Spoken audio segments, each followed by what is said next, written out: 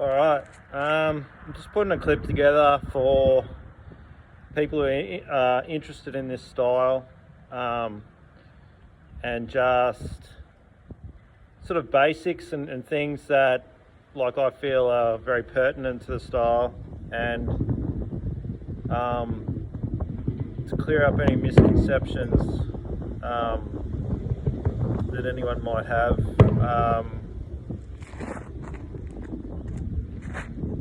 I'm not actually hopping like a kangaroo or emulating those sort of movements yet. I mean, any jumping and hopping and stuff like that would be for conditioning, and yeah, those type of things could be added for sure in the animal mimicry side of the art, which makes sense. A monkey stylist looks like a monkey when they move. A tiger stylist or a hungar tiger crane stylist looks like a tiger, and then they have more sort of I can't think of the movement at the minute, but more crane or bird type movements. Can't think of the movement off the top of my head, but I've seen it in different styles of karate as well, where they have a sort of crane style, opening the hands here and strikes probably with the forearms, which is great. So any sort of hopping or stepping type movements that I do, yes, some of the stuff is could be considered, being more animalistic, but some of it is also the stomping type stuff, where you stomp here and you transition. So same here in a classic sort of Mabu horse stance. If I was doing Bajiquan, I'd be a lot lower. I'd be like this. So really it's a modified higher horse stance, right? And so in Bajiquan, what I do, it's not necessarily what every stylist does, but it's almost like having a guard. I shoot that punch out here, and I'm in this hovering sort of transitory cat stance, right? Trying to be here. Now you're obviously not going to stay like this for very long, but when you're training, when you're going through the training of Bajiquan, when you move in these sort of horse stance movements, you're opening the foot here, coming through into this sort of hover step into the next Mabu step. When you're initially training for the leg endurance, which is part of that training, you can sit there in that hover step, and build up endurance. When you do it at speed sort of thing, it's more like you're here, and if I was to replace that step, boom, here, stomp into the strike. So if I was doing it on this side, it's kind of like stomp, and that's how you would you can step here, have this come out, and then come into an elbow strike, or opening sort of forearm out of arm strike, and lots of different stuff too. Overhead palms can be here, and the overhead palm can come down and slap down. Hammer fist type movements. So coupled with that stomping step here, you can throw a strike as you either move backwards or forwards into a strike. And like I said, if I was doing classic Bajiquan, you're really, really low. You're like here. It's all legs. And I train that style a bit, but not as much as I used to. So yeah, like if you do see the sort of stomping steps, it's a lot of Bajiquan, and not the Daishu which is the Roo. Although, well, the Daishu or Roo Fist, but really Daishu is, it means actually Chinese translation is pouch rat or bag rat, which they call the kangaroo, which is a little bit, you know, not great in that way, but it's sticking to the Chinese roots of a lot of my training. I do like the name. I don't love the terminology for it, but it is their translation of kangaroo. So anyway, the Daishu has, like, it has the animal, like the mimicry of the kangaroo stuff, you know, all this sort of stuff. Yeah, so it has the mimicry of the Roo and the principles of Bajiquan, Baguazhang, specifically Cheng style, Baguazhang, and Xing,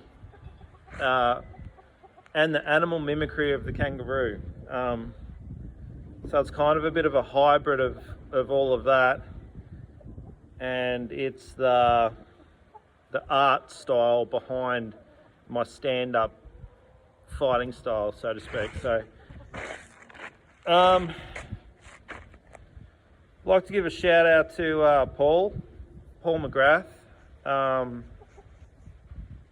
He's just a subscriber, a guy with a background of like 30 years in martial arts that was giving me sort of props, saying that you know, like that if the kangaroo was indigenous to, I'm guessing like China, it's sort of similar to what I've said before, but that it definitely would have been a style, and that it is a great animal to base a style off. And yeah, I'm in agreement. If I saw someone doing this and sort of doing what I'm doing, I'd be totally down for that, and I'd be like, wow, why didn't I think of that sort of thing? Or why hasn't someone thought of it? But yeah, so just a quick little clip. I mean, I haven't really gone over a lot of stuff. There's other things I'd touch on. I'm trying to think of his name now. Shan, I think it is, the monkey stylist in Taiwan. I like his stuff. I've had a few people say that, like, some of my Roo Fist stuff is like monkey boxing, and I'd have to agree. If you look in the playlists of my channel, you can actually see Jian, and he is a master of his own An style, which is his family name, Bajiquan. I'm pretty sure he does Cheng style Bagua. It might again be his own family's take on that, and Xing, and he's still training today, and he's in his 50s, and he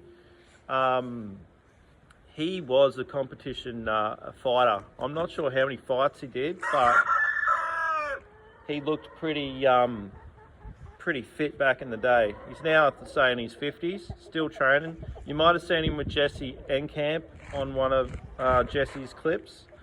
shout out to Jesse there for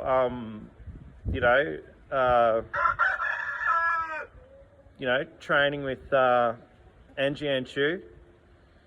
A lot of my stand-up, the way I do it, I would say, just 1 minute, I'm going to move this rooster. Rooster, come on. Go on, go. I'm trying to talk. Go on. Go. Go on. Keep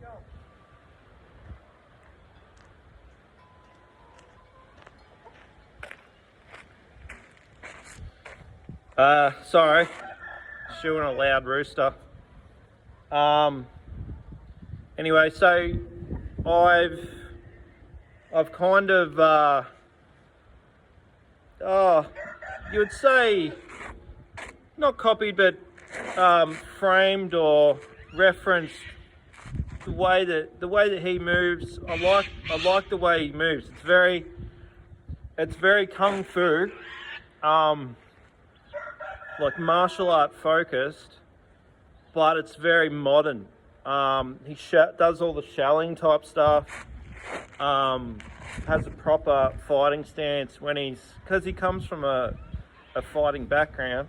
And I'm just giving a shout out to him. And he's trained a lot of really good students all around the world. So yeah, just paying it forward, giving him a shout out because I've gotten great inspiration from him. Not with the Roo stuff, that's my own stuff, but just with the way that he fights and uses his body and just his martial ability. His Wu, I think it's Wu Ji. Yeah, his martial ability is just like phenomenal. He's been training since he was very young, still training now.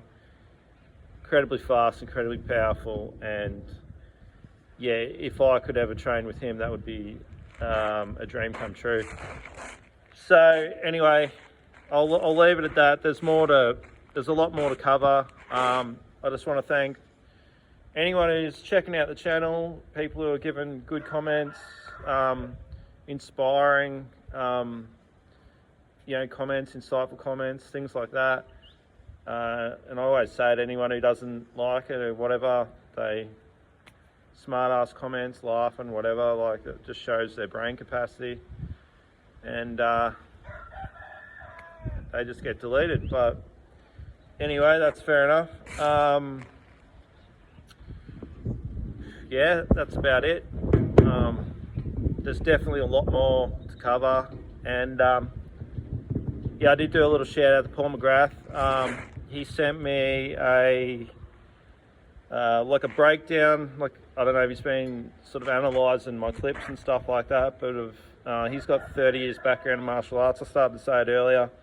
I'm not sure where he's from yet, if he's from Australia or if he's English or whatnot, but with a name like MaCrath. Yeah, so he emailed me and sent me a clip, not a clip, like a chart of breaking down the technique, different techniques that I do, things that he thinks would be good, exercises, different things like that, like all really, really well categorized and thought out, technique, what the technique's doing, where it's attacking, how to drill it, 2-man drills, single techniques, bag, like holding the mitts, holding the pads, on how to drill that sort of stuff. So yeah, if anyone wants to email, etc., I'll have to put a link or whatever in the clip or in the description, etc. But yeah, so it's Mountain Warrior 108@gmail.com, and yeah, but I'll put a little link in the description, sort of thing. And yeah, just thanks everyone for the support, and yeah, I mean, a little bit of a disjointed clip here, but just, yeah, thanks, and keep training. Thank you.